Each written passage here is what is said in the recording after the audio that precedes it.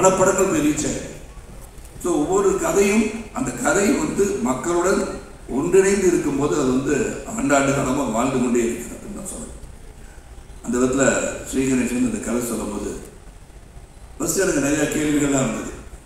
ஆனால் இங்கே எல்லாரும் பேசும்போது ஏழை, பணக்காரன், நடுத்தர வர்க்கம், வசதி படைத்தவர்கள் அனைவருக்கும் ஒரு கனவு வீடு என்று சொன்னார். உண்மைதான்.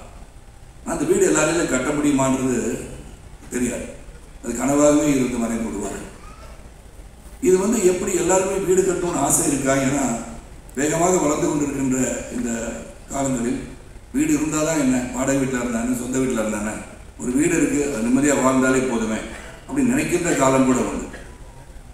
நேற்று கூட ஒரு பத்திரிகையாளர் கேட்டாங்க, என்ன சார் சார் நீங்கள் வீடு விற்கிறீங்களாமான்னு கேட்டாங்க. சொன்னேன், சரி வீடு விற்கலை, அந்த வீடை வந்து பெருசாக இடித்து கட்டுறேன், இது கூட தெரியாது வீடை விற்கிறீங்கன்னு கேட்டாங்க. வீடில் வந்து ஒரு சென்டிமெண்ட் அட்டாச் பண்ணி இங்கே வந்து சொல்லியிருக்காங்க எல்லாரும்.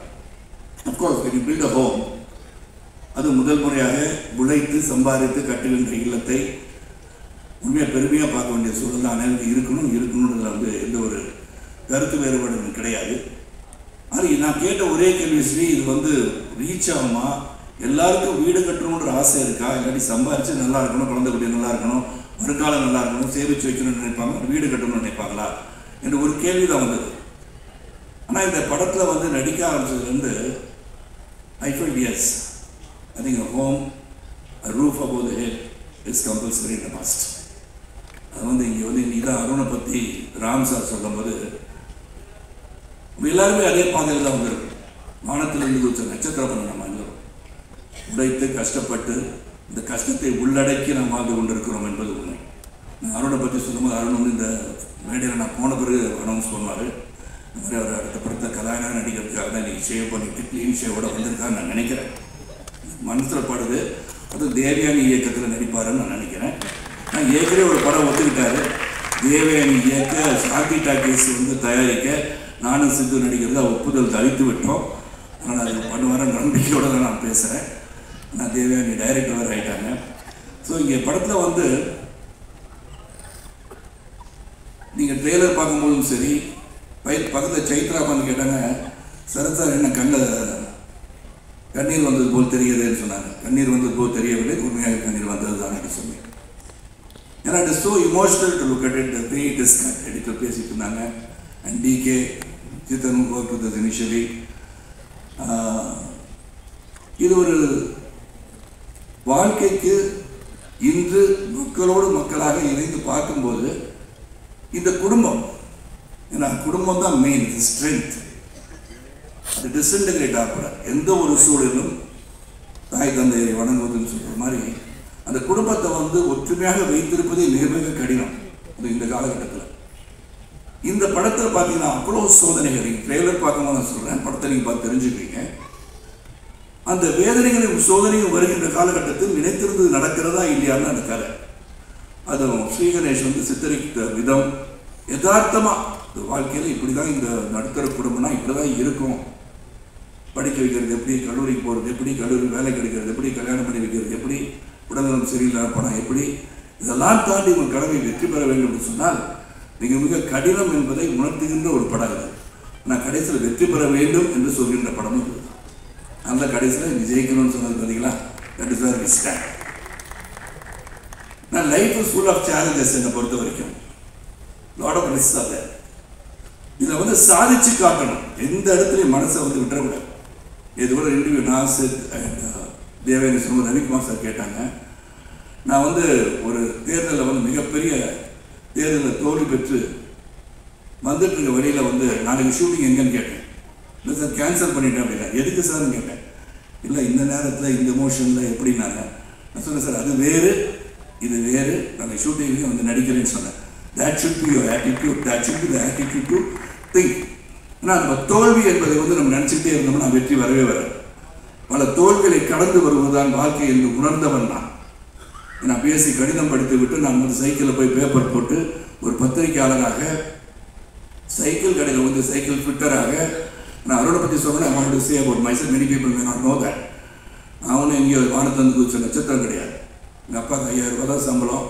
செய்திகள் வாசிப்பது ராமநாதன் என்ற கணீர் குரலுக்கு சொந்தக்காரர், ஆல் இண்டியா ரேடியோவில் வேலை செஞ்சவர் தான் அவரும். ஸோ நாங்கள் வந்து வீடு கட்டணுன்ற எண்ணம் எங்கள் அப்பாவுக்கு வந்ததா இல்லைன்னு தெரியாது. மொத்தம் நாங்கள் வந்து சென்னைக்கு வந்த பிறகு 11 வீடு மாறி இருக்கோம். My father never had the opportunity to build a house. But he developed me. நான் படித்து பாஸ் பண்ணி உழைச்சி சரத் நீ வீடு வாங்கணும்னு என்ன உந்துதல் பண்ணதை நினைத்து பார்க்க வைத்த படம் 3 BHK. It's truly emotional. It relates to me. ஆனால் சைத்ரா கேட்கும்போது சொன்னேன், கொஞ்சம் ஈரமாக இருக்கு. This is where we take our lives back to where we started from. அதுதான் இந்த படம். ஸோ இதில் பல பாடங்கள் வந்து இதில் இருக்குது. How to fight in life. You just cannot give up. Go towards your aims and goals and ambitions you can achieve. அது முடியாதுன்னு நினச்சிட்டோம்னா அது நீங்கள் finished. ஒரு பாக்ஸிங் பவுட்டில் கீழே விழுந்தவொடனே you are lost ன்னு நினைக்கக்கூடாது. That's when you lose. Try to get up. You can win. எப்போது நம்ம விழுந்து விட்டோம் நினைத்தீங்கன்னு சொன்னீங்கன்னா then you lose. But when you can get up, then you can never lose. ஆனால் அந்த ஒரு பஞ்சு கொடுத்துமா தெரியுது விழுந்து தடுமாறி விழுந்துருக்கலாம். ஆனால் when you get up, maybe you can give a better punch and still make the other fellow fall. அதனால் என்னை பொறுத்த வரைக்கும் இந்த சேலஞ்சஸ் எப்படின்றது இந்த படம், இந்த சேலஞ்சஸ் எப்படி எதிர்கொண்டாருன்றது படம். இதில் நடிக்கும் போது we all became a family சொல்லலாம். இது no exaggeration. அதாவது ஆடியோ ஃபங்க்ஷன் ஏதோ வந்து பேசுகிறாங்க நினைச்சாரு. Really emotionally I'm connected to 3 BHK. I'm connected to this family of Vasudevan family truly, and this family is forever நினைக்கிறவனா. At any point of time, say this is my family, Devya will be my family, Chaitra will be my family, Mehta will be my family, Ganesh will be my family, and most of all, the most respected, இதில் ஒரு பெரிய சகோதரர் கிடைச்சிருக்கோன்னா Arun Vishwa. So there is no doubt about it. Ram sir சொல்லும் போது I understood why he is fighting to make a good film அப்படின்னு நினச்சி பார்த்தேன். அப்புறம் DK சிறந்த ஒரு கேமராமேன், நான் ஒரு சரி அவரை பார்ப்பேன், சீக்கிரம் சொல்லி பார்ப்பேன். ஏன்னா சில பேர் கிரிட்டிக்கலாக ஏதாச்சும் நினச்சிட்டு மண்டை சும்மாவே இருக்காது. சித்துக்கு அப்படி தான், எனக்கு அப்படி தான். டவுட் வந்துகிட்டே இருக்கும். அது ஏன்னா தொடர்ந்து நிறையா படம் பண்ணிட்டுனா நம்ம மண்டையில் ஏதாச்சும் ஓடி இது பண்ணிடலாமோ அப்படி பண்ணலாமான்னு நினச்சிக்கிட்டு. So many times raise few doubts. அதில் ஸ்ரீகணேஷ் வந்து நிறையா இயக்குநர்கள் பார்த்துட்டேன். நான் Sriganesh is such sweetheart, அதை சொல்லுவாங்க ஸ்வீட் ஹார்ட்டட் டிக்டேட்டர்னு சொல்லுவாங்க. Lee Kuan Yew பற்றி சொல்லுவாங்க. Lee Kuan Yew is a person who loved the people of Singapore. ஆனால் he was a sweet hearted dictator சொல்லுவாங்க. அவர் வந்து செய்கிறது செஞ்சிருக்கணும் சார் அப்படின்னு நம்ம சிரிச்சுட்டு சொல்லுவாங்க. நான் சொல்லுவேன் கணேஷ் இது மாதிரி இதில் இந்த டைலாக் அப்படி மாற்றி சொல்லிடுறேன் கணேஷ். சரி சார், அப்படியா சார், ஓகே சார். சரி நான் அந்த டைலாக் எழுதி வச்சுட்டு சரி இப்படி சொல்லலான்னு போனோன்னே சாட்டெல்லாம் வச்சுட்டு சார் நான் சொன்னதை மட்டும் அப்படியே சொல்லிடுங்க சார். இதுதான் ஸ்வீட் ஹார்ட்டட் டிக்டேட்டர். நீங்கள் அதை மாற்றியெல்லாம் சொல்ல வேணாம் சார், எனக்கு தெரியும் சார், ஸ்கிரிப்ட் எழுதுனால கட்டி பிடிச்சிட்டு இருக்க அந்த புக்கை நான் எழுதியிருக்கேன், எனக்கு தெரியும் சார், நீங்கள் பெரிய நடிகராகலாம் நிறைய படம் நடிச்சிருக்கலாம், நான் சொன்னது மட்டும் செஞ்சுருங்க sir. I like it about it. Conviction that what is written will be there in the screen சொல்லி நினச்சதான் ஸ்ரீ கணேஷ். இனிஷியலாக என்ன இப்படி சொல்லிகிட்டே இருக்காருன்னு பார்த்தேன். But Ganesh hats off whatever you felt Sarath இந்த மாதிரி கேட்டே இருக்காரு. கேள்வி கேட்கும் போது தான் நல்லது வரும்ன்றது என்னுடைய நம்பிக்கை. So if you feel I've done anything harsh அது சொல்லியிருந்தேன், நான் சொல்லலை. இருந்தாலும் I apologize if I've done anything, any harm to your mind, mentally I've disturbed you. I felt like saying that to you. ஆனால் இந்த படம் வந்து ஒரு கிரேட் எஃபர்ட் தான் நான் சொல்லுவேன். How it's going to reach the mass, how எங்கே போய் ரீச் பண்ண போகுது அதெல்லாம் எங்களுக்கு தெரியாது. We have done our job well. Vasudevan has worked well, Shanti has worked well, Aarti has worked well, Prabhu has worked well, and Aishu has worked well. Correct தானே சைத்ரா? குடும்பத்தை மறந்துடக்கூடாது, அதனால தான் சொன்னேன். So everybody has done the part. அதில் வருகை தந்த அனைவருக்கும் மீண்டும் உங்களை சந்திக்கின்ற வாய்ப்பு வரும். இந்த படத்தை போய் பாருங்கள். அண்ட் ஒன் திங் நான் எல்லாத்தையும் இப்போ சொல்ல ஆரம்பிச்சிட்டேன். The audience, when you go and see, other than the press and the media who are authorized, who are given the rights to even criticize a movie or write good about a movie, they were the right because they are film critics. But as audience, you go padam paakumbodhu, keep your judgment reserved. Let everybody see it and come up with an opinion. படங்களை போய் பார்த்து உள்ளே இருந்துக்கிட்டே மச்சான் உள்ளே வந்துடாதா படம் நல்லா இல்லைன்னு சொல்லிடாது. ஆனால் உங்கள் வியூ அப்படி டேஸ்ட் டிஃபர். ஒருவருடைய விஷயம் இன்னொருத்தருக்கு அமிர்தமாக இருக்கலாம், அது நமக்கு தெரியாது இல்லையா? So let them all go there, you all go watch the film, let every individual make their own decision how this movie is.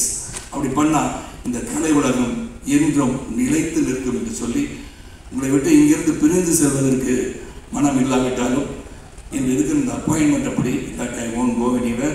நான் பத்திரிகையாளர் சிலர் கேள்வி கேட்கணும்னு நினைப்பாங்க, என்ன இதெல்லாம் பதில் சொல்லியே நான் பழகிருக்கேன். என்னை பொறுத்த வரைக்கும் கனவெல்லாம் நிஜமாகும் சொல்லி வரிகள் இருக்கு இல்லையா? நீங்கள் எல்லாம் உழைச்சோம்னா, உண்மையாக நாம் அனைவரும் உழைத்தால் உழைப்புக்கு ஒரு வெற்றி உண்டு.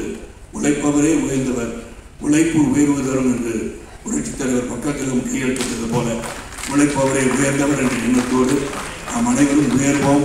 உண்மையாக உழைத்தால் வெற்றி வரும். அந்த வெற்றியை நோக்கி பயணம் சொல்லி இந்த படம் சிறப்பாக உங்களுடைய வாழ்த்துக்களுடன் திரையரங்கில் நிரம்ப, காட்சிகள் நிரம்ப நல்ல வெற்றி படமாக அமைய வேண்டும் என்று வாழ்த்தி விடுவதில் நன்றி, வணக்கம்.